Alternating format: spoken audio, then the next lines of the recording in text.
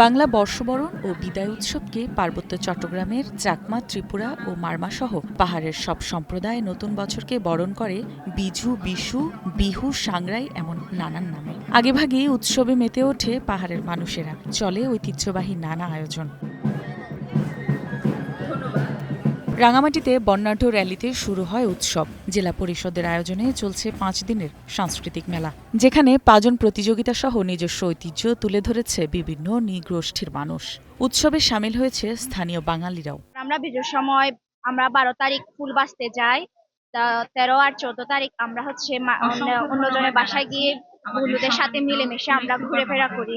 আমরা প্রত্যেক বছর নতুন নতুন কিছু দেখতে পাই, বিভিন্ন ধরনের আমাদের ঐতিহ্য উঠে আসে, ওটা অনেক ভালো লাগে। পাঁচজন প্রতিযোগিতা দিতে আসছি। আমাদের প্রধান আকর্ষণ বিজুর উপলক্ষে পাঁচজন ঐতিহ্য। আমরা পাহাড়ি বাঙালি সবাই সব মেলাগুলোকে উপভোগ করি, যেহেতু মেলা মানে আনন্দ, সবাই মানে মিলন মেলা, সবাই সবার সাথে পরিচিত। রাঙ্গামাটি এমন একটা জায়গা, সবাই সবার সাথে পরিচিত, সবার সাথে দেখা হয়, একটা মেলাতে একটা আনন্দ হয়। এবারে বর্ষবরণে নিরাপত্তার সাথে পাহাড়ের সম্প্রীতি ও সৌহার্দ্যের মধ্য দিয়ে এই উৎসব উদযাপনের আহ্বান জানান পার্বত্য মন্ত্রী। নতুন দিনের প্রত্যাশা করে সামনে আগামী দিনে আমাদের ভবিষ্যৎ উজ্জ্বল।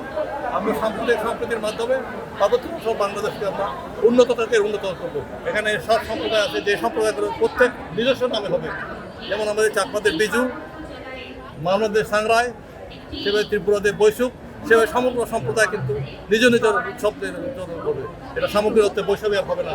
বর্ষবরণ উৎসবে ফুটে ওঠে পার্বত্য চট্টগ্রামের সাম্প্রদায়িক সম্প্রীতি। এই উৎসবের বার্তা ছড়িয়ে পড়ুক সারা দেশে, এমন প্রত্যাশা পাহাড়ের নৃগোষ্ঠীদের। One national desk.